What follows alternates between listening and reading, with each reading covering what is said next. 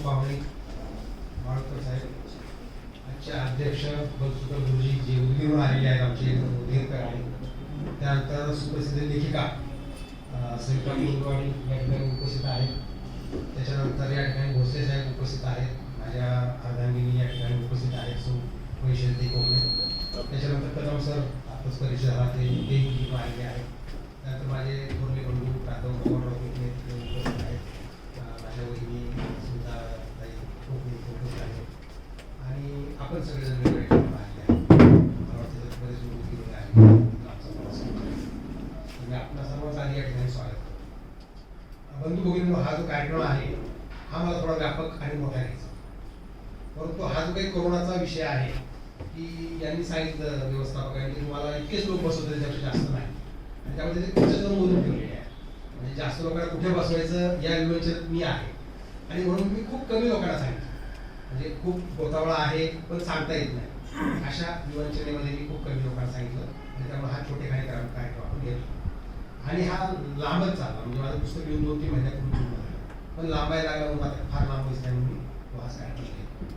तर कार्यक्रमाचा जो काही विषय आहे तो आपल्या सगळ्यांना ऐकून माहिती असेल, वर्तमानपत्रात वाचून माहिती असेल की कोरेगाव भीमा नावाचं जे काही गाव आहे पुण्यापासून 25-30 किलोमीटर या ठिकाणी मागे 3 वर्षापूर्वी दंगल झाली आणि दंगल झाल्यानंतर आपल्यापैकी बहुतेकांना मला असा दावा आहे की हे पहिल्यांदा कळलं असेल. त्याच्या आधी कोरेगाव भीमा काय होतं किंवा काय आहे, हे गाव तरी कुठं आहे पुणे जिल्ह्यामध्ये हे फारसं कोणाला माहिती नसावं. तिकडे कुठे प्रवास केला असेल तर माहिती असेल आणि मग ही लढाई सुद्धा कुठे काही कोणाला नीटशी माहिती नव्हती.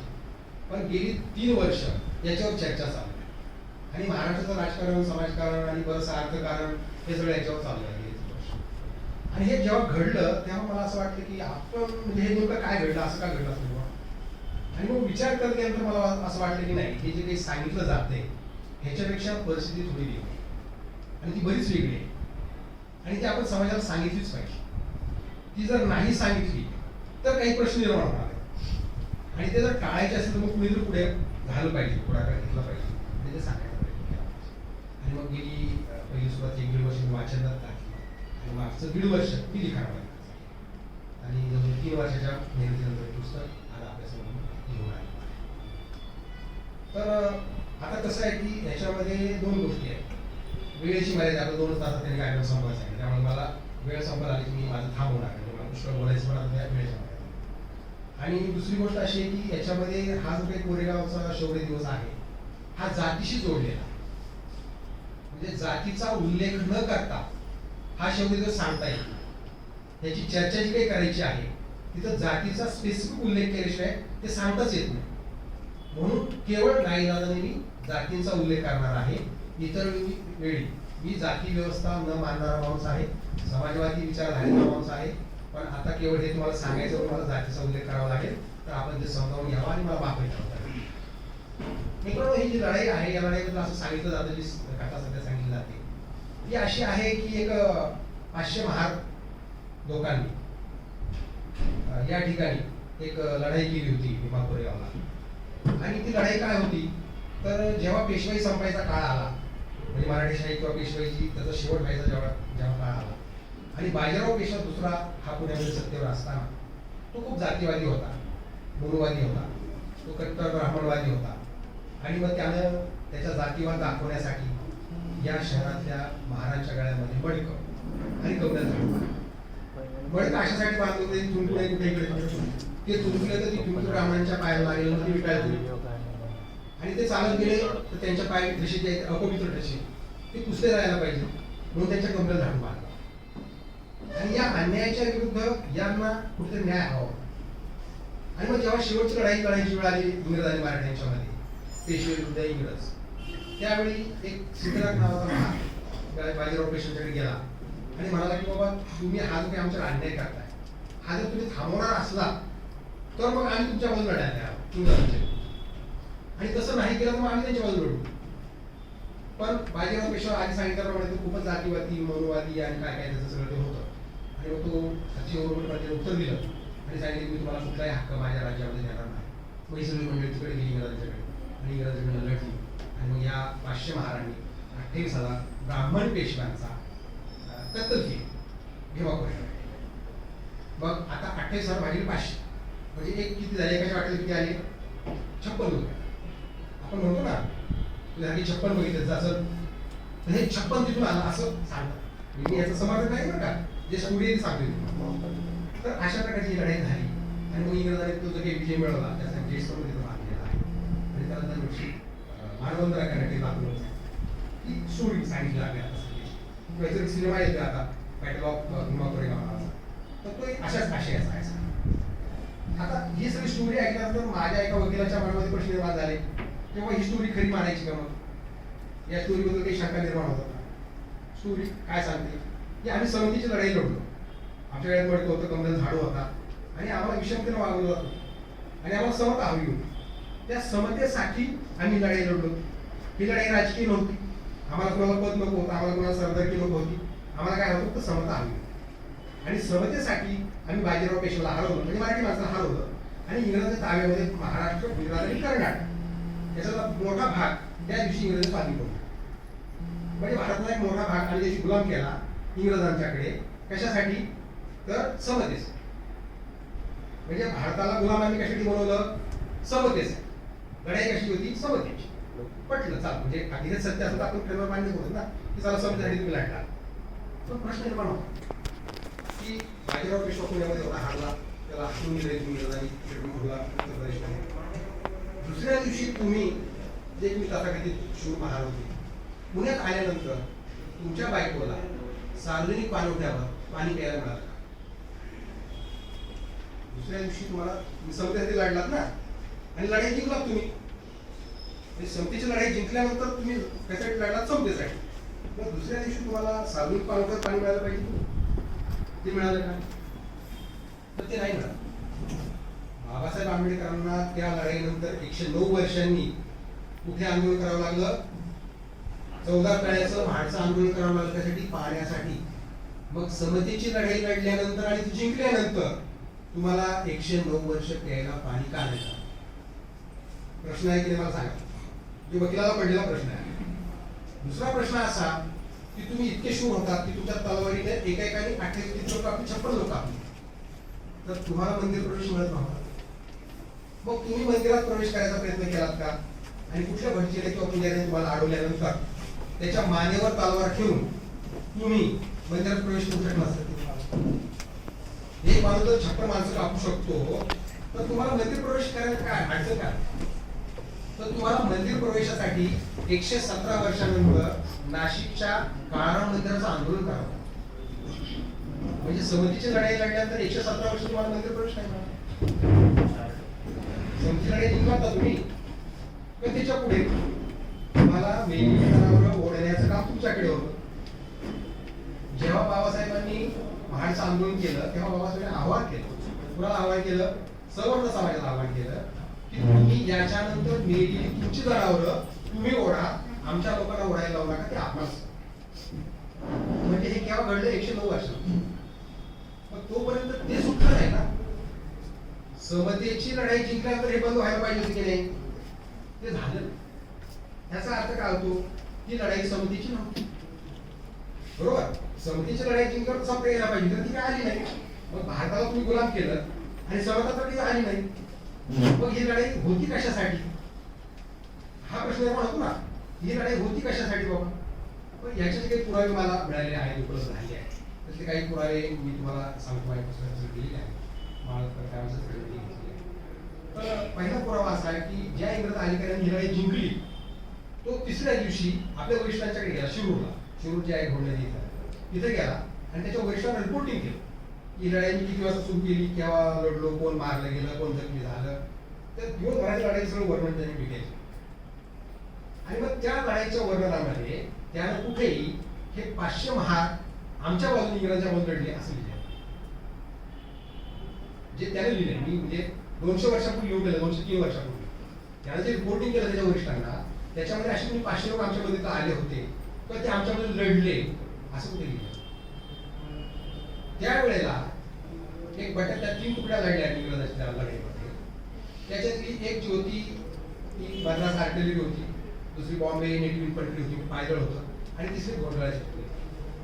त्याची जी घोडदळाची तुकडी होती त्यांनी त्याचा इतिहास लिहून ठेवला. मागच्या सगळ्या जेव्हा त्याची स्थापना झाली, ही लढाई होण्यापूर्वी त्याची स्थापना झाली 1 वर्ष आधी, त्यांनी त्याचा इतिहास लिहिला. त्या इतिहासाच्या पुस्तकात त्यांनी त्या लढाईचं वर्णन केले, कुठल्या? कोरेगावच्या. त्याच्यामध्ये त्यांनी हे लोक आमच्यामध्ये आले होते किंवा हे या लढाईमध्ये होते असा उल्लेख कुठे. त्याच्यानंतर या लढाईची बातमी त्यावेळेला लंडनमध्ये लंडन गॅजेट नावाचं वर्तमानपत्र निघालं. हे लंडन गॅजेट नावाचं वर्तमानपत्र जे प्रसिद्ध त्या इंग्लंडमध्ये होत होतं, त्याच्यामध्ये या विजयाची बातमी छापली कोरेगावची. त्याच्यामध्ये सुद्धा हे 500 लोक इंग्रजांपासून लढले असा उल्लेख आहे. त्याच्यानंतर हे जे इंग्रज अधिकारी होते त्याच्यामध्ये जे वायली नावाचा जो अधिकारी होता, तो या लढाईमध्ये जर्नल आपलं हे होता, काय म्हणला, सर्जन. हा सर्जन लढाईमध्ये प्रत्यक्ष सहभागी होता आणि हा नंतर लंडनला गेला, तो घेऊन गेला. तिथे गेल्यानंतर त्यानं इंग्रजांच्या मध्ये जे आपापसात पत्रव्यवहार झाला या लढाईच्या अनुषंगाने अशी सगळी पत्र गोळा केली. सुमारे 20-21 पत्र आहे आणि त्या पत्रांचा एक पुस्तिका आहे. त्या पुस्तिकेमध्ये एकाही पुस्तिकेमध्ये असे कोणी 500 महार या कारणातील लढले असा उल्लेख. आता हे झालं सगळे इंग्रज. बाबासाहेब आंबेडकर स्वतः 27 म्हणजे 1 जानेवारी 1927 आणि बाबासाहेबांचं सविस्तर भाषण दिले, भाषण त्यांच्या चरित्रामध्ये. त्याच्यामध्ये बाबासाहेब भाषणामध्ये असं स्पष्ट दिले त्यांनी, त्याच्या भाषण आपण वाचा बाबासाहेब चरित्र, की या लोकांना पोटा पाण्याचा दुसरा कुठलाही मार्ग उपलब्ध नसल्याने नाईलाजाने ते ब्रिटिशांच्या सैन्यात भरती झाले होते, हे आपण समजावून घ्यावे, असं बाबासाहेबांचं भाषण होतं. म्हणजे इंग्रजांच्याकडे का लढले तर पोटा पाण्याचं काही साधन नव्हतं, दुसरा काही व्यवसाय नव्हता म्हणून लढले. म्हणजे इंग्रजांचे सैनिक कोण लढलात तुम्ही काही संपत्तीची लढाई वगैरे असं काही लढलेलं नाही. नंतर या म्हणजे बाबासाहेब ते जानेवारीला गेले, त्याच्यानंतर मार्चमध्ये ते महाडच्या तळ्याचं आंदोलन त्यांनी केलं आणि तिथं बाबासाहेबांनी भारत समाजातले जे शूर लोक होऊन गेले पूर्वी इतिहासामध्ये त्यांच्या नावाचा उल्लेख केला, की अमुक चांगला लढला, तमुक चांगला लढला, तमुक चांगला लढला. आणि इतके शूर महाराजांची परंपरा असताना तुम्ही पाहण्यासाठी आज इथं एवढे मजबूर का आहात बाबा. तर जी नावं बाबासाहेबांनी घेतली त्याच्यामध्ये या लढ्यातल्या लोकांचं कोणाचे नाव घेतलं म्हणजे कोणाच्या तरी नेतृत्वाखाली एक सिद्धनाथ महाराज महार होता, त्याच्या नेतृत्वाखाली 500 लोक लढले, तर तुम्ही सिद्धनाथ महाराजापासून प्रेरणा घ्या असं बाबासाहेब म्हणाले नाही. बाबासाहेब म्हणजे वैरागडला जो लढला त्याच्यापासून प्रेरणा घ्या, बाबासाहेब म्हणजे रायगडावर जो लढला त्याच्यापासून प्रेरणा घ्या, बाबासाहेब म्हणजे खेड्याला जो महार लढला सिद्धनाथ त्याच्यापासून प्रेरणा घ्या. पण बाबासाहेब असं म्हणायला नाही की जो कोरेगावला लढला त्याच्यापासून प्रेरणा. याचा अर्थ काय होतो? याचा अर्थ अशी काही लढाई झालेली नसावी. मग आता अशी कोणतीही लढाई झालेली नसताना त्याचा आम्ही शौर्य दिवस साजरा करतो. पुढे चालू आणि मग हा शौर्य दिवस साजरा करणं कितपत बरोबर आहे की ज्याच्यामुळं एक देशाचा फार मोठा भाग गुलाम झालेला आहे. आपल्याला माझ्या पुस्तकामध्ये इथे दिलेलं आहे की सातारची गादी आहे हिची निर्मिती झाल्यानंतर ही 1707 निर्मिती झाली शाहू महाराज आणि कोल्हापूरची गादी सातार 2 छत्रपतींच्या गाद्या झाल्या. तेव्हा पहिल्यांदा छत्रपतींच्या राजवाड्यावर भगवा झेंडा तात्या. हा झेंडा 1707 ते 1818 किती वर्ष झाली? 110 वर्ष. 110 वर्ष या देशातली मोगलाई, आदिलशाही, निजामशाही, टिपू सुलतान, हैदर अली किंवा मोगल किंवा इंग्रज, फ्रेंच कुणीही छत्रपतींच्या राजवाड्यापर्यंत 110 वर्षात गेलं नव्हतं. कुणीही त्या झेंड्याला हात लावला नव्हता 110 वर्ष. पण कोरेगावची लढाई मराठी हारली किंवा बाजीराव पेशवा हारला आणि 40व्या दिवशी 10 फेब्रुवारीला इंग्रज साताऱ्यामध्ये दिसले. त्यांनी तो भगवा झेंडा खाली उतरवला आणि इंडियनच्या कोरेगावच्या लढाईमुळे जर आमचा भगवा खाली उतरला असेल आणि इंडियनच्या कडवर काढला असेल तर त्याचा उत्सव आम्ही करायचा का याचा विचार करावा. आणि मग आम्ही तो करतो कशासाठी करतो? आमच्या जातीचं असंच ना, म्हणजे जाती अभिमानातून आम्ही सगळं करतो. म्हणजे आम्हाला त्या देश गुलाम झाला याची शिकाई घेतली, आम्हाला तिकडे छत्रपतींचा अपमान झाला याची शिकाई घेतली, पुढे छत्रपतींची गादी इंग्रजांनी खालसा केली आम्हाला काही घेतलं. आमच्या जातीचा गौरव कशाचा आहे की आम्ही काय मग आमची जात कुणासाठी लढली, का लढली आणि त्याला काय साधलं याची आम्हाला काही माहिती नाही. अशा भूमिकेतून या प्रकरणाकडे पाहिलं आणि हे कुठेतरी घातक आहे. कारण शेवटी मराठी साम्राज्य नावाची एक गोष्ट होती जी शिवाजी महाराज स्थापन केली होती, ती 180 वर्ष. म्हणजे शिवाजी महाराज स्थापन केलं स्वराज्य किंवा मराठी साम्राज्य जे होतं ते 1808 ला तिथं भीमापूर येऊन आलं. तोपर्यंत ते असत होतं, तोपर्यंत छत्रपतीची गादी होती, तोपर्यंत सगळे सरदार होते, शिंदे, भोसले, गायकवाड, होळकर, पेशवे आणि पवार वगैरे सगळे होते. मग ती गादी त्याशी संपली. म्हणजे मराठ्यांची गादी ज्या लढाईने संपली त्याचा आम्ही उत्सव करावा असा प्रश्न, त्याचा आपण विचार करा. आणि मग प्रश्न असा निर्माण होतो, दुसरे काही मुद्दे त्याच्यामध्ये आणखी नाही. सगळं कशासाठी केलं जातं? तर आपल्या देशामध्ये जाती व्यवस्था काही आज नाही. जाती व्यवस्था काही 1000 वर्षांचा इतिहास आहे जाती व्यवस्था. आणि मग समतेची लढाई सुरू कोणी केली या देशामध्ये असं आपण मागे मागे मागे मागे गेलो. तर आपल्या असं की बाबा गौतम बुद्धांनी स्त्री पुरुष समानता आणली समाजामध्ये, किंवा काही समतेच्या गोष्टी त्यांनी रुजवल्या. पुढे कबीर असतील, पुढे बसवेश्वरांनी कर्नाटक आणि महाराष्ट्राच्या काही भागामध्ये त्यांनी फार मोठं कार्य केलं जाती आंदोलन. त्यानंतर ज्ञानेश्वर तुकाराम, एकनाथ नामदेव आणि भारतीय परंपरा आहे त्यांनी सुद्धा ते काम फार चांगलं केलं. नंतर पुढे फुले, शाहू, आंबेडकर, गोखले, रानडे आणि साने गुरुजी वगैरे वगैरे मंडळी जाती आंदोलन हे आपल्या सगळ्यांना इतिहास माहिती. प्रश्न असा आहे की गौतम बुद्धापासून तर शेवटचे जे कोणी लढले असतील, साने गुरुजी किंवा जे कोणी लास्ट किंवा शाहू फुले आंबेडकर, तिथपर्यंत ही लढाई अहिंसेची आहे. ही लढाई अहिंसेची आहे, ह्याच्यामध्ये कुठे हिंसा नाहीये. म्हणजे गौतम बुद्धांनी काही हातात दगड घेतला नाही त्याचं तत्व सांगा ना, ते बसवेश्वरांनी घेतला ना, ज्ञानेश्वरांनी घेतला ना, तुकारामांनी घेतला ना, तुम्ही. मग अहिंसेची लढाई, परिवर्तनाची लढाई, प्रबोधनातून काय म्हणतो परिवर्तन, प्रबोधनातून परिवर्तन ही या देशाच्या परिवर्तन चळवळीची काय आहे, एक ओळख आहे. आम्ही हिंसा कधीच केली नाही. ते दाभोळकर असतील, ते कुणी असतील, ज्यांनी ज्यांनी लढली असलेली लढाई, त्या कुणीही हातामध्ये दगड घेतला नाही किंवा त्याचं समर्थन नाही केलं, बरोबर. पण आम्ही जेव्हा भीमा कोरेगाव जातो तेव्हा आम्ही काय सांगतो, फार विषमता होती, गळ्यात मडकं होतं, कमरेत झाड होता, विषमता होती. मग आम्ही समतेची लढाई लढलो. सकाळी 10ला सुरू केली, रात्री 9ला संपली. समतेची लढाई 11 तासात जिंकली की नाही आम्ही? समतेची लढाई जर 11 तासात जिंकता येत असेल तर 2500 वर्ष जे लढले ते चुकले की नाही? कशाला लढला तुम्ही 2500 वर्ष? सकाळी सकाळी सुरू करायचा किंवा संपून टाकायची, तितकी सोपी लढाई की नाही? मग आम्ही जर असं सांगायला लागलो या देशातली समतेची लढाई ही रक्तरंजित असू शकते, जी रक्तरंजित कधी नव्हती. या देशाला समतेची लढाई ही नेहमी अहिंसक मार्गाने लढलेली आहे, ही आधी चालू आहे. माझे काही जाती व्यवस्था आपल्या समाजामध्ये आहेच ना, म्हणजे नाही, पण ती नामशी शोधता आहे आणि ती अजून 40 वर्ष 50 वर्ष 100 वर्ष आपल्याला लढावं लागणार, बरोबर. पण ती सगळी अहिंसेला लढायची. पण रक्तरंजितचा विचार आपण कधीच केला नाही, कुणीच केला. शाहूंनी केला नाही, फुलेंनी केला, आंबेडकर बाबासाहेबांनी केला नाही, ते आम्ही कुणीच केला. तर मग अशा वेळेला समतेची लढाई रक्तरंजित असू शकते आणि त्या रक्तरंजित क्रांतीचं जर आम्ही समर्थन करायला लागलो तर काय परिणाम होईल? उद्या जी काही जाती व्यवस्था याच्यामध्ये शिल्लक आहे किंवा जी काही विषमता अजूनही या देशामध्ये शिल्लक आहे ती जर आम्हाला संपवायची असेल तर आमच्या तरुणांनी काय केलं पाहिजे? तर रक्तरंजित क्रांती करावं लागेल की नाही? तिथून जर प्रेरणा घ्यायची असेल त्याच्या स्तंभावर, म्हणजे मग आम्ही आमच्या तरुणांना रक्तरंजित क्रांतीची प्रेरणा देतोय का जय स्तंभापासून? हा बघा. मग आम्ही त्याचं उदात्तीकरण करतोय का? मग आम्ही त्याचं गौरवीकरण करतोय का त्या रक्तरंजित क्रांतीचं? आणि मग आता पोलीस क्षेत्रात जे काही शोधतीये आणि त्याला जे काही ते शहरी नक्षलवाद वगैरे सापडलेला आहे तर पोलीस उगीच विचार नाही करत असं बरं का. म्हणजे पोलीस जेव्हा त्या अंगाने विचार करताय तेव्हा त्याला काही त्यात सापडत असेल, आता तो काही माझा विषय आहे, त्याचा विषय आहे पोलीस आणि न्याय संस्थेचा. परंतु अशा पद्धतीनं आपण आपल्या समाजाला एका रक्तरंजित क्रांतीकडे जाण्याचा इशारा कोरेगावच्या लढाईच्या निमित्ताने करतो असं मला वाटतं, की जास्त घातक आहे आणि ते समाज हिताचं नाही आणि ते आपल्या सगळ्यांना पटावं समजावं म्हणून खूप मेहनत घेऊन मी हे पुस्तक लिहिलेलं आहे. त्याच्यामध्ये पुष्कळ गोष्टी आहेत. मी जर आता सगळ्यात सांगत राहिलो वेळेच्या बाहेर मी जर आता सगळं सांगत राहिलो तुम्ही मला माझं पुस्तक वाचलं मी नाही सांगू शकत 2-3 तासामध्ये, अजून पुष्कळ आहे पुस्तकामध्ये. नाही तर मग सगळं संपलं का असं तुम्हाला वाटलं असं नाहीये, अजून पुष्कळ गोष्टी आहेत. आपण पुस्तक जरूर वाचावं.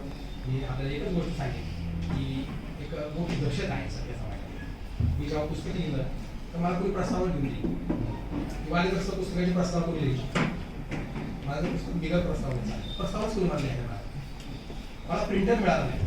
आणि गेले 6 महिने मला याला कुणीही प्रकाशित मिळालं नाही. प्रकाशित मी स्वतः झालो. म्हणजे प्रकाशित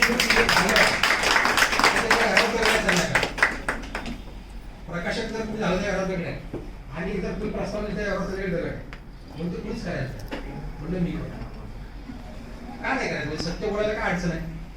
आणि नाही पटलं माझं म्हणून तुम्ही लिहा, माझ्यापेक्षा मोठं पुस्तक घ्यायला छान की बाबा शिवाजी कोकणे लिहिलेलं चूक आहे, लिहा पुस्तक मी वाचतो, लोकशाही आहे ना.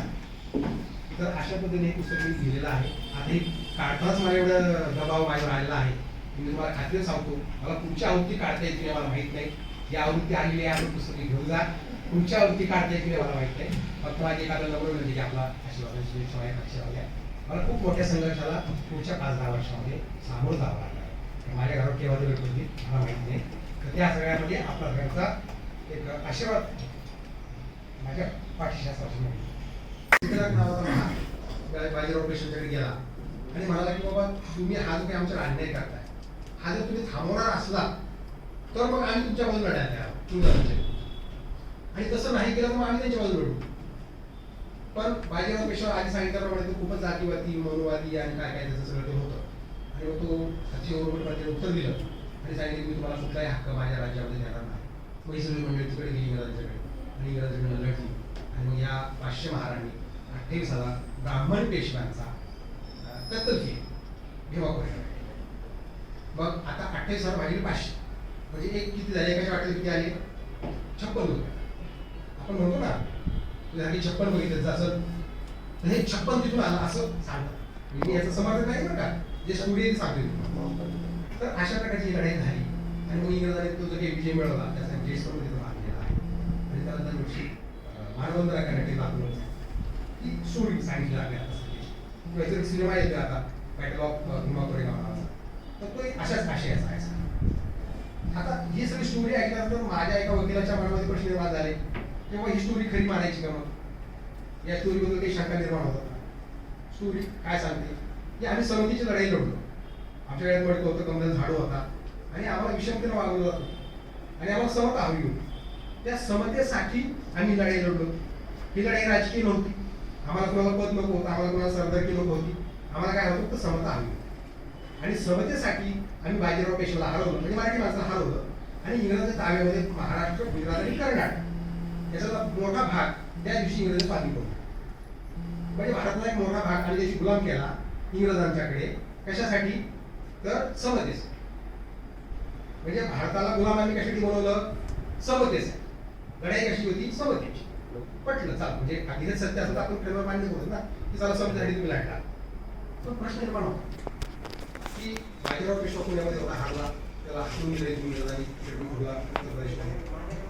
दुसऱ्या दिवशी तुम्ही जे तुम्ही तथाकथित शूर महार होते पुण्यात आल्यानंतर तुमच्या बायकोला सार्वजनिक पाणवठ्यावर पाणी प्यायला मिळालं. दुसऱ्या दिवशी तुम्हाला समतेसाठी लढलात ना आणि लढाई जिंकलात तुम्ही.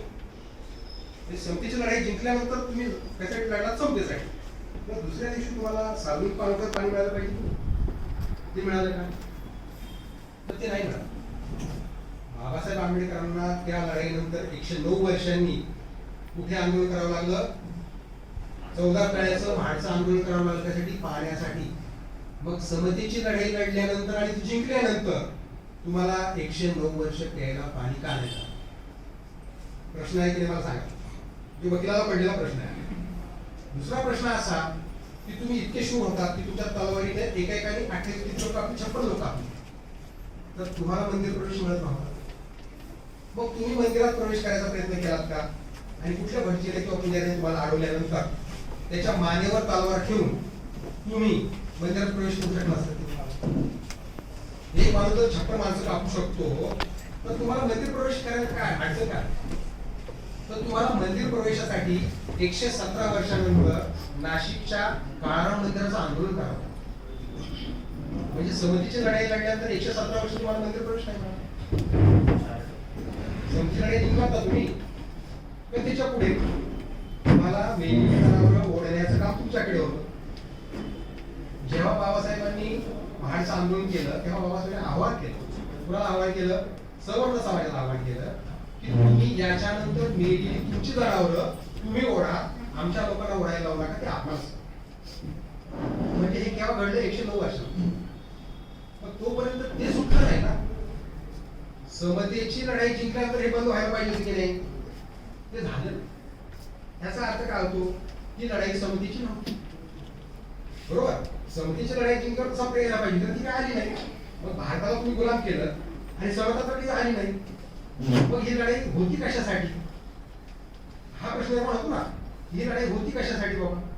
पण याचे काही पुरावे मला मिळालेले आहेत, उपलब्ध झाले आहेत. त्यातले काही पुरावे मी तुम्हाला सांगतो, माझ्या पुस्तकात दिलेले आहेत.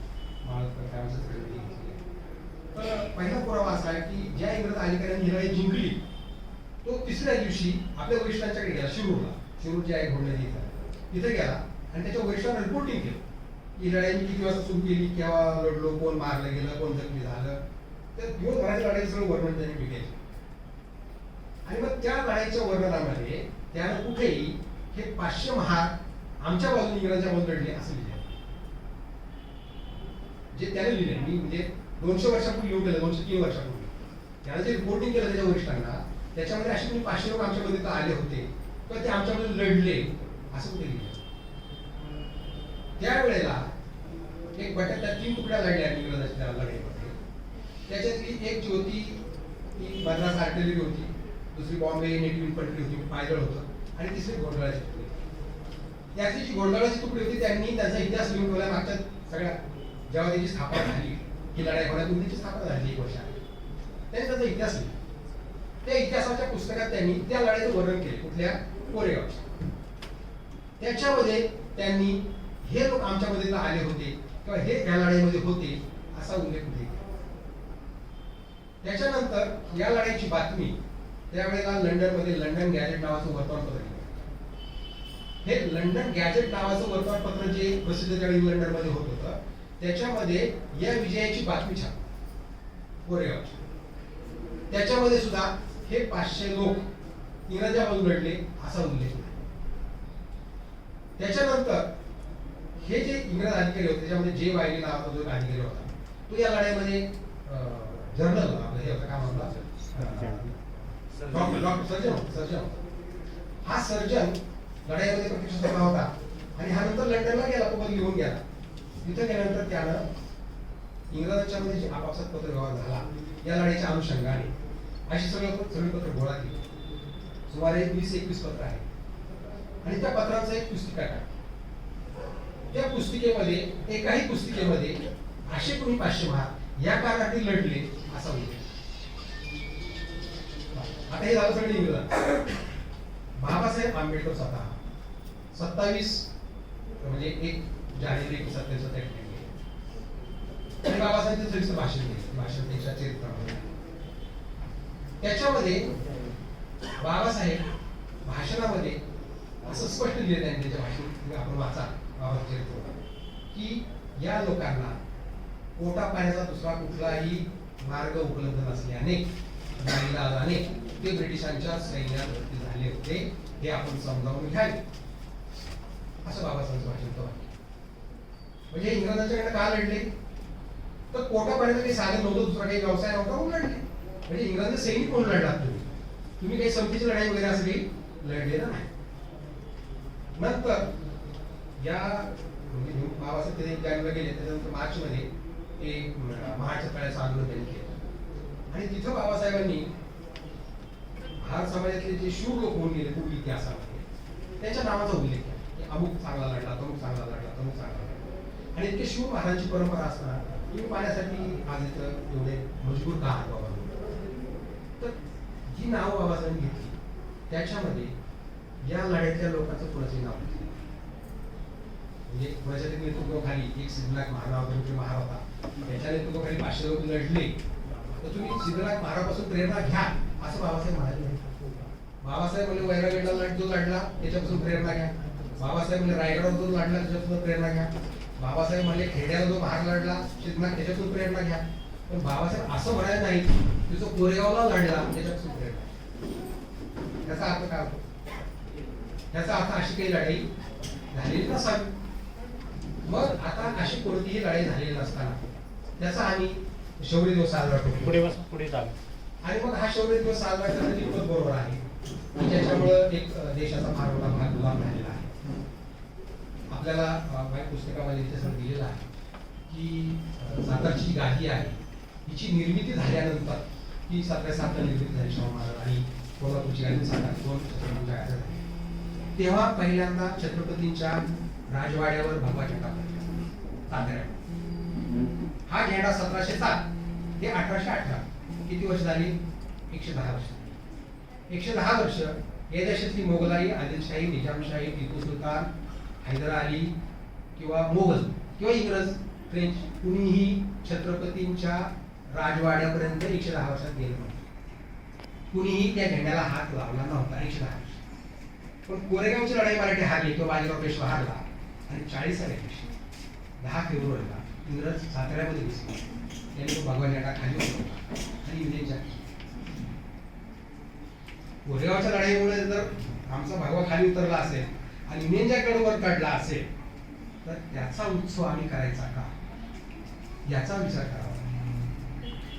आणि मग आम्ही तो करतो कशासाठी करतो? आमच्या जातीचं असंच ना. म्हणजे जाती अभिमानातून आम्ही सगळं करतो. म्हणजे आम्हाला त्या देश गुलाम झाला याची शिकायची, आम्हाला तिकडे छत्रपतींचा अपमान झाला याची शिकायची, पुढे छत्रपतीची गादी आणि खालसा केली आम्हाला काही नाही. आमच्या जातीचा गौरव कशाचा आहे ते आम्ही काढतो. मग आमची जात कुणासाठी लढली, का लढली आणि त्याला काय साधलं याची शामा काही नाही. अशा भूमिकेतून या प्रकरणाकडे पाहिलं आणि हे कुठेतरी घातक आहे. कारण शेवटी मराठी साम्राज्य नावाची एक गोष्ट होती शिवाजी महाराज स्थापन केली होती ती 180 वर्ष. म्हणजे शिवाजी महाराज स्थापन केलं स्वराज्य किंवा मराठी साम्राज्य जे होतं ते 1808ला तिथं भीमापूर येऊन बुडालं.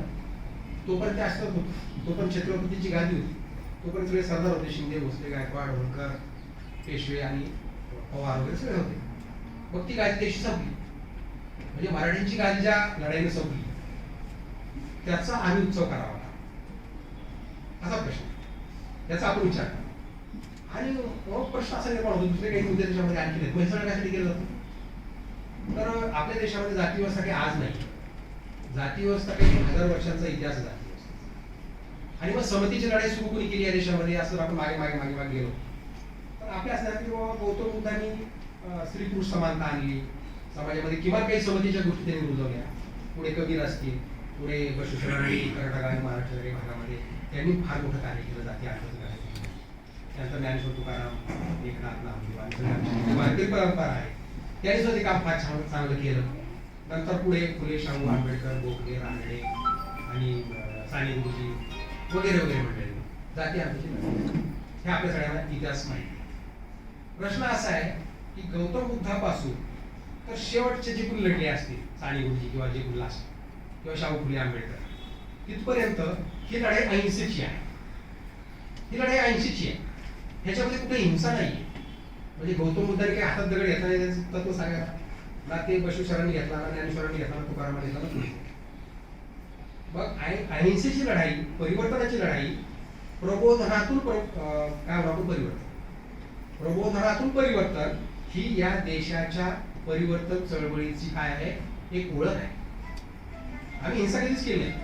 ते दाभोळकर असतील ते कुणी असतील ज्यांनी ज्यांनी लढली असेल ही लढाई त्या कुणीही हातामध्ये दगड घेतला नाही किंवा त्याचं समर्थन नाही केलं, बरोबर. पण आम्ही जेव्हा भीमा कोरेगाव जातो तेव्हा आम्ही काय सांगतो फार विषमता होती, गळ्यात मडकं होतं, कमरेत झाड होता, विषमता होती. मग आम्ही समतीची लढाई लढलो. सकाळी 10ला सुरू केली, रात्री 9ला संपली. समतीची लढाई 11 तासात जिंकली की नाही आम्ही? समतीची लढाई जर 11 तासात जिंकता येत असेल तर 2500 वर्ष जे लढले ते चुकले की नाही? कशाला लढला तुम्ही 2500 वर्ष? सकाळी सुरू करायचा संपून टाकायची, इतकी सोपी लढाई की नाही? मग आम्ही जर असं सांगायला लागलो या देशातली समतेची लढाई ही रक्तरंजित असू शकते, जी रक्तरंजित कधी नव्हती. या देशाला समतेची लढाई ही नेहमी अहिंसक मार्गाने लढलेली आहे. ही आधी चालू आहे. माझे काही जाती व्यवस्था आपल्या समाजामध्ये आहेच ना, म्हणजे नाही, पण ती नामशी शोधत आहे आणि ती अजून 40 वर्ष 50 वर्ष 100 वर्ष आपण लढत लागणार, बरोबर. पण ती सगळी अहिंसेत लढायची. पण रक्तरंजितचा विचार आपण कधीच केला नाही. कुणीच केला, शाहूंनी केला नाही, फुलेंनी केला नाही, आंबेडकर बाबासाहेबांनी केला नाही, ते आम्ही कुणीच केला. तर मग अशा वेळेला समतेची लढाई रक्तरंजित असू शकते आणि त्या रक्तरंजित क्रांतीचं जर आम्ही समर्थन करायला लागलो तर काय परिणाम होतील? उद्या जी काही जाती व्यवस्था याच्यामध्ये शिल्लक आहे किंवा जी काही विषमता अजूनही या देशामध्ये शिल्लक आहे ती जर आम्हाला संपवायची असेल तर आमच्या तरुणांनी काय केलं पाहिजे? तर रक्तरंजित क्रांती करावं लागेल की नाही? तिथून जर प्रेरणा घ्यायची असेल त्याच्या स्तंभावर, म्हणजे मग आम्ही आमच्या तरुणांना रक्तरंजित क्रांतीची प्रेरणा देतोय का जय स्तंभापासून? हा बघा. मग आम्ही त्याचं उदात्तीकरण करतोय का? मग आम्ही त्याचं गौरवीकरण करतोय की त्या रक्तरंजित क्रांतीचं? आणि मग आता पोलीस यंत्रणा जे काही शोधतीये आणि त्याला जे काही ते शहरी नक्षलवाद वगैरे सापडलेला आहे तर पोलीस उगीच विचार नाही करत असं बरं का. म्हणजे पोलीस जेव्हा त्या अंगाने विचार करताय तेव्हा त्याला काही सापडत असेल. आता तो काही माझा विषय आहे, त्याचा विषय आहे पोलीस आणि न्याय संस्थेचा. परंतु अशा पद्धतीनं आपण आपल्या समाजाला एका रक्तरंजित क्रांतीकडे जाण्याचा इशारा कोरेगावच्या लढाईच्या निमित्ताने करतो असं मला वाटतं. ते जास्त घातक आहे आणि ते समाज हिताचं नाही आणि ते आपल्या सगळ्यांना पठावं समजावं म्हणून खूप मेहनत घेऊन मी हे पुस्तक लिहिलेलं आहे. त्याच्यामध्ये पुष्कळ गोष्टी आहेत. मी जर आता सगळ्यात सांगत राहील वेळेच्या बाहेर मी जर आपल्याला सगळं सांगत राहिलो तर तुम्ही मला माझं पुस्तक वाचलं इतक्या गोष्टी आहेत मी नाही सांगू शकत 2-3 तासामध्ये. अजून पुष्कळ आहे पुस्तकामध्ये, नाही तर सगळं संपलं का असं तुम्हाला वाटलं असं नाहीये. अजून पुष्कळ गोष्टी आहेत, आपण पुस्तक जरूर वाचावं. मी आपल्याला एकच गोष्ट सांगेन की एक मोठी दहशत आहे सध्या समाजामध्ये. मी जेव्हा पुस्तक लिहिलं तर मला कोणी प्रस्तावना घेऊन दिली, वादग्रस्त पुस्तकाची प्रस्तावना कोणी लिहिली, माझं पुस्तक बिगर प्रस्तावनाच कोणी मला लिहायला मला प्रिंटर मिळालं नाही आणि गेले 6 महिने मला याला कोणीही प्रकाशक मिळालं नाही. प्रकाशक मी स्वतः म्हणजे प्रकाशक प्रकाशक जर तुम्ही झालं त्या घरात नाही आणि जर तुम्ही प्रस्ताव लिहिता यावर सगळे दगड म्हणजे तुम्हीच करायचं म्हणजे मी करतो. का नाही करायचं? सत्य बोलायला काय अडचण आहे? आणि नाही पटलं माझं म्हणून तुम्ही लिहा, माझ्यापेक्षा मोठं पुस्तक घ्यायला छान की बाबा शिवाजी कोकणे लिहिलं तर चूक आहे, या पुस्तक मी वाचतो, लोकशाही आहे ना. तर अशा पद्धतीने हे पुस्तक मी लिहिलेलं आहे. आता हे काढताच मला एवढं दबाव माझ्यावर आलेला आहे की मी तुम्हाला खात्रीने सांगतो मला पुढची आवृत्ती काढता येते मला माहित नाही. ही आवृत्ती आलेली आहे, आपण पुस्तक घेऊन जा. पुढच्या आवृत्ती काढता येते मला माहित नाही. फक्त माझी एखादा नंबर म्हणजे की आपला आशीर्वाद मला खूप मोठ्या संघर्षाला पुढच्या 5-10 वर्षामध्ये सामोरं जावं लागलं. माझ्या घरावर केव्हा ते भेट होती मला माहित नाही. तर त्या सगळ्यामध्ये आपला सगळ्यांचा एक आशीर्वाद माझ्या पाठीशी असा